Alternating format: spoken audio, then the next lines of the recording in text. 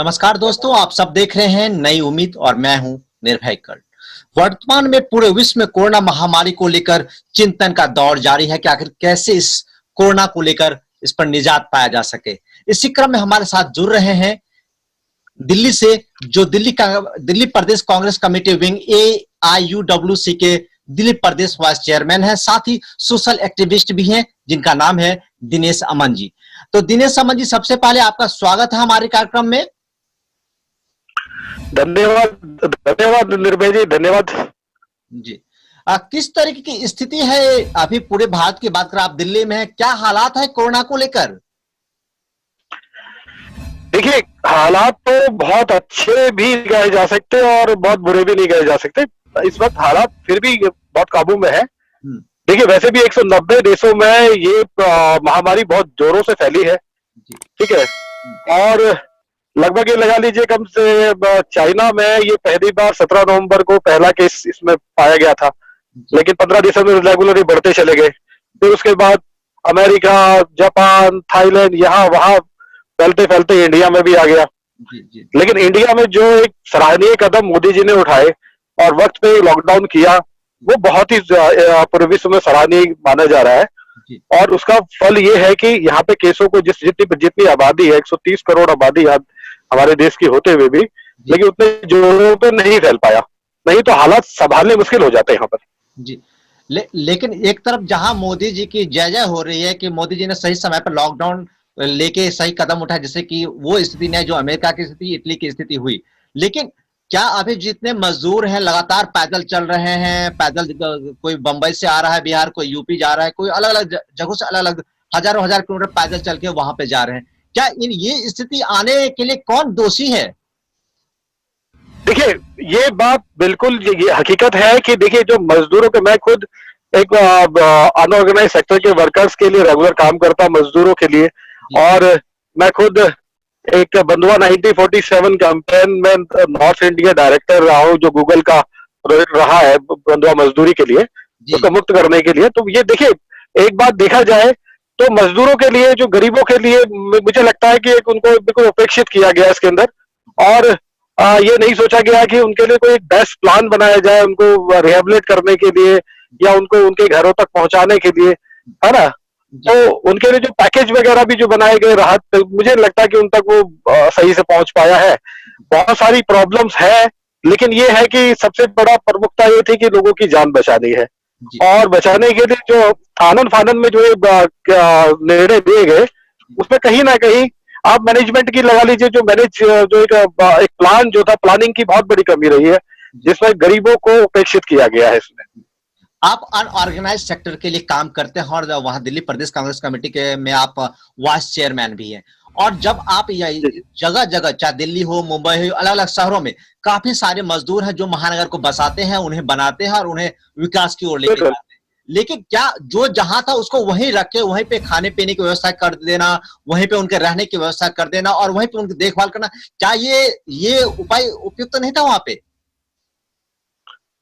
देखिए, होने को तो बहुत कुछ हो सकता था, लेकिन बात यह है कि जनता, जो हमारे देश में जो जनसंख्या है वो बहुत ज्यादा है, और जो प्रवासी मजदूर है वो रेगुलर, मतलब ये लगा लीजिए, हर, चाहे बॉम्बे लगा लीजिए, दिल्ली लगा लीजिए, इन इन इन महानगरों में तो रेगुलर लाखों की जनसंख्या में अनऑर्गेनाइज सेक्टर से जो वर्कर है, और वो सभी अधिकतर देखिए तो दिहाड़ी मजदूर है।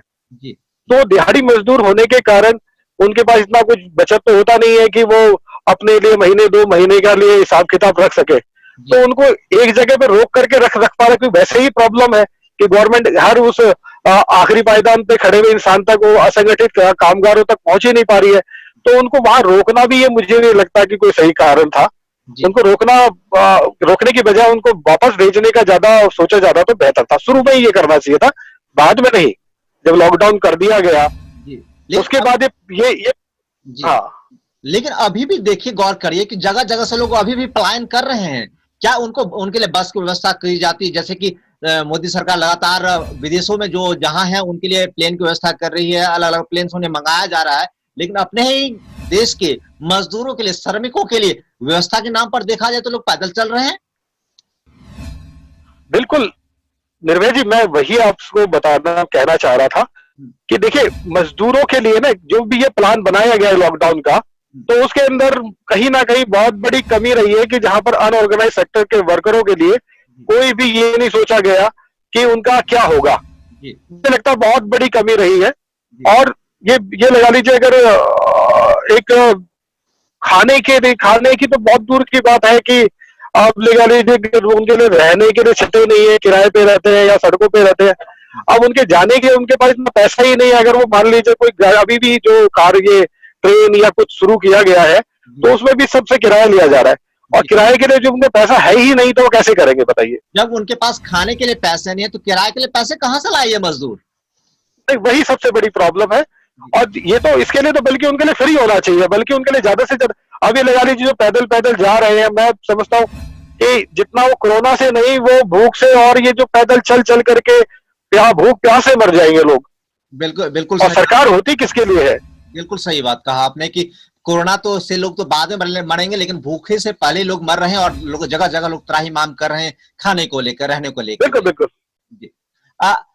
अमन जी, दिनेश अमन जी, एक चीज और, मोदी सरकार ने राहत पैकेज, आर्थिक राहत पैकेज की घोषणा की, काफी वो बड़ी रकम है। क्या इससे जनता को लाभ होगा डायरेक्ट? देखिए, अभी तो ये कह पाना मुझे आसान नहीं लगता कि देखिए कि, और ये एक आप देखें तो कहीं धरातल पे मुझे नहीं लगता है कि ये उतरता हुआ लगता है, क्योंकि गरीब और वो गरीबों तक और असंगठित कामगार लोगों तक पहुंचना आसान काम नहीं है। मुझे नहीं लगता। तो ऐसे उनके पास अपने अकाउंट नहीं है, वो मतलब पहुंचेंगे कैसे उन तक, ये मेरी समझ से बाहर है। जब उनको उनके घर तक पहुंचाया नहीं जा सकता, तो उनको कैसे ये कराया जा सकता है? जी। आपको क्या लगता है, जिस हिसाब से अभी भारत की स्थिति है कोरोना पर कदम उठाने को, या कदम उठा रही है लगातार सरकार, क्या लगता है कि कब तक ये संभव हो पाएगा, और कहां तक हम रोक पाएंगे इस कोरोना को? देखिए, वैसे तो एक बात मानने की है कि इस कोरोना से लड़ने के लिए हमारा जो इनर पैशन है और हमारी इनर पावर है, उसको हमें बढ़ाने की जरूरत है। और जो मीडिया है, मीडिया का इसका ना बहुत बड़ा रोल रहा है। उन्होंने इतना डरा दिया है कि अब ये लगा लीजिए कि अभी पीछे मेरे पास एक किसी का फोन आया जानकार का, तो वॉलंटियर है हमारे। वैसे उन्होंने कहा कि भैया मैंने आरोग्य सेतु ऐप करा और उसके अंदर लाल आ गया। मैंने कहा अब रेड आया तो कैसे आया? वो डरा पड़ा था, उसको तो वो डर के कारण ही उसका बीपी हाई हो जाता। बीपी हाई हो गया मतलब हार्ट फेल हो जाता उसका। तो मैंने कहा भाई कैसे? उसके अंदर कोई क्वेश्चन आए थे? उन्होंने नहीं। मैंने तो ओपन किया तो पूरे ट्रायंगल था, उसमें लाल रंग की लकीरें थी। तो ये लगा लीजिए उसको लगा कि जैसे मोबाइल को छूने से ही और वो कोरोना पॉजिटिव दिखा रहा है, उसकी सारी डिटेल पहुंच जाएगी, उसको उठाने के लिए लोग आ जाएंगे, है ना? तो इस प्रकार का जो डर ये मीडिया ने बैठा दिया है, पढ़े लिखे लोग भी पागल हुए पड़े हैं। अपनों के अंदर देखिए सांप्रदायिक एक मतभेद बना दिया गया है ना?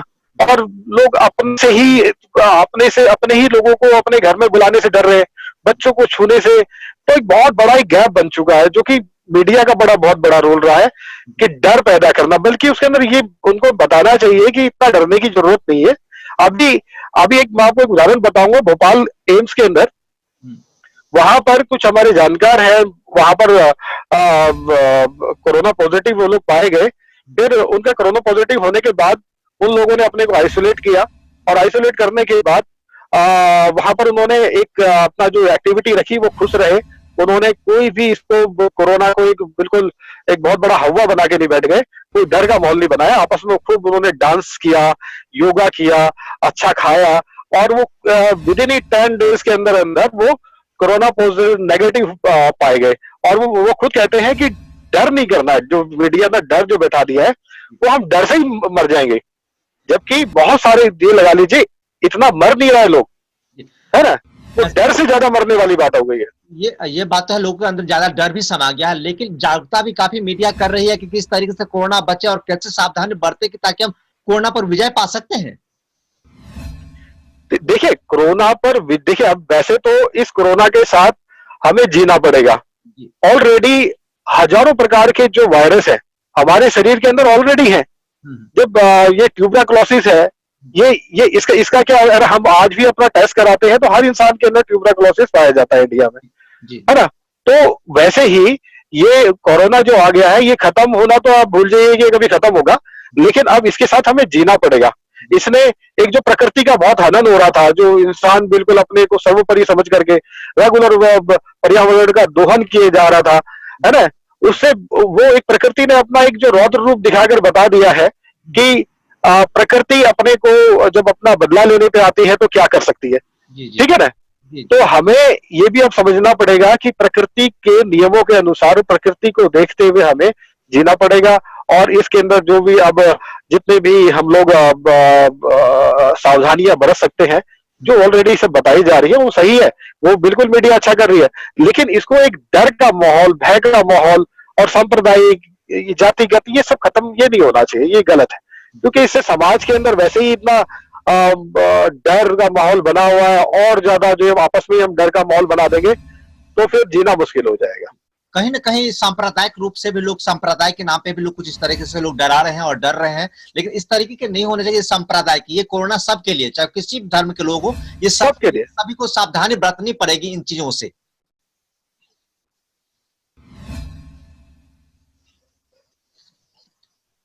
सुन रहे, की हम बात, हाँ बिल्कुल बिल्कुल, ये जो कोरोना की हम बात कर रहे हैं, जी ये कोरोना ऐसा नहीं है कोई हिंदू या मुस्लिम या किसी जाति को देख करके किसी के लगेगा। बिल्कुल ये वैश्विक महामारी है और ये किसी को भी कहीं भी लग सकती है। ना ये अमीर देख रही है, ना गरीब देख रही है, ना हिंदू मुसलमान क्रिश्चियन। ये तो भाई जहां सावधानी हटी और दुर्घटना घटी। बिल्कुल बिल्कुल। अब दिनेश अमन जी, अब लॉकडाउन 4 की भी शुरुआत होने जा रही है 18 मई से। क्या लगता है कब तक भारत में लॉकडाउन की अवस्था बनी रहेगी और अर्थव्यवस्था ऐसी चौपट रहेगी?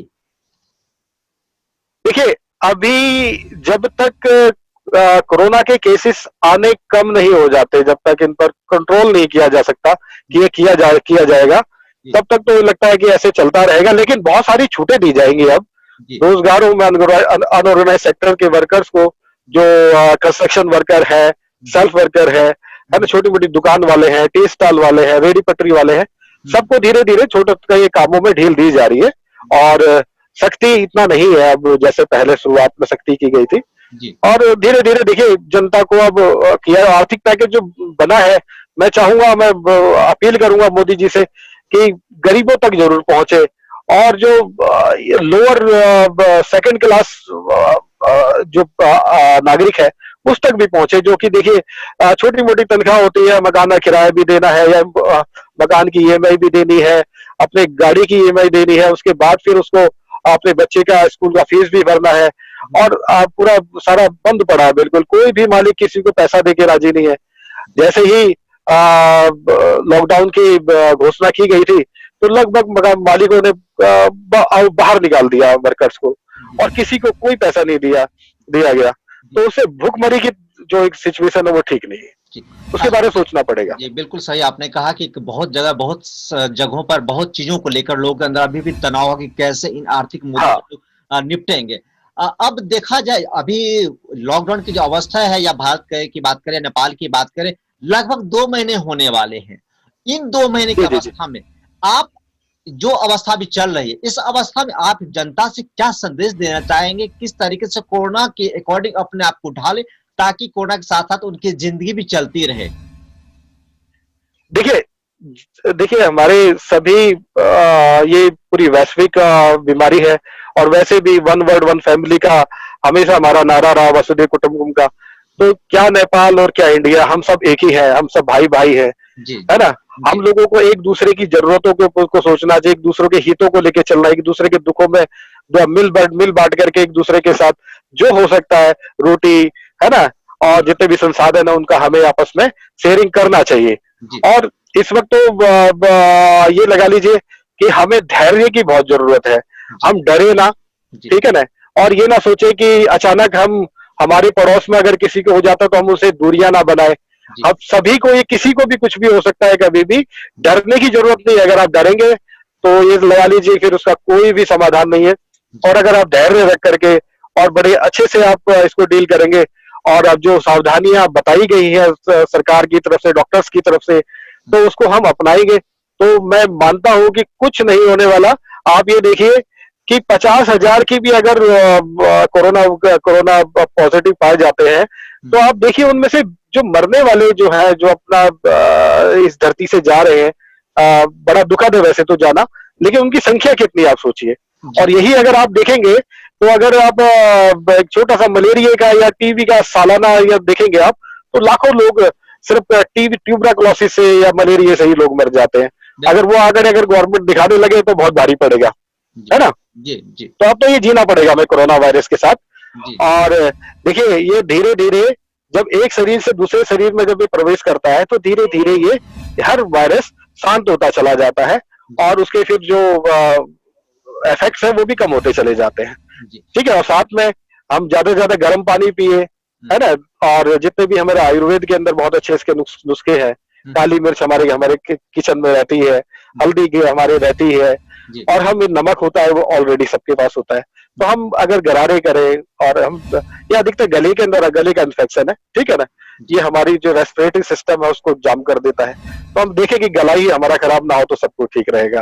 ठंडे को खाने, ठंडा खाना, ठंडी बर्फ वगैरह, कोल्ड ड्रिंक, इससे बचे, और वैसे भी कुछ नहीं है, और अपना अच्छे से आप अपना जीवन निर्वाह कर सकते हैं और लंबी आयु जी सकते हैं। और ये हमारा भगवान से भी पूरा पूरा विश्वास है भगवान पर। जी दिनेश अमान जी, आपने कोरोना को लेकर अपनी बातें रखी, इसके लिए आपका बहुत बहुत धन्यवाद। Thank you sir, thank you. जी, तो ये थे दिनेश अमन जी, जो Delhi Pradesh Congress committee wing AIUWC के वाइस चेयरमैन हैं और सोशल एक्टिविस्ट भी, और लगातार फील्ड में काम कर रहे हैं कोरोना को लेकर भी, और ऑर्गेनाइजर जो वर्कर्स हैं उनके लिए लगातार काम करते रहते हैं। इनका स्पष्ट कहना है कि जो मोदी सरकार ने आर्थिक पैकेज की जो घोषणा की है वो गरीबों तक पहुंचे, मजदूरों तक पहुंचे, ताकि उसका लाभ उन्हें मिले। दूसरी बात, हमें कोरोना के साथ ही अब जीना पड़ेगा, ऐसी अपनी आदतों में बदलाव लाए, परिवर्तन लाए, ताकि हम कोरोना के साथ जिंदगी जी सके। तो दोस्तों, आज के लिए बस इतना ही। Press the bell icon on the YouTube app and never miss another update. Press the bell icon.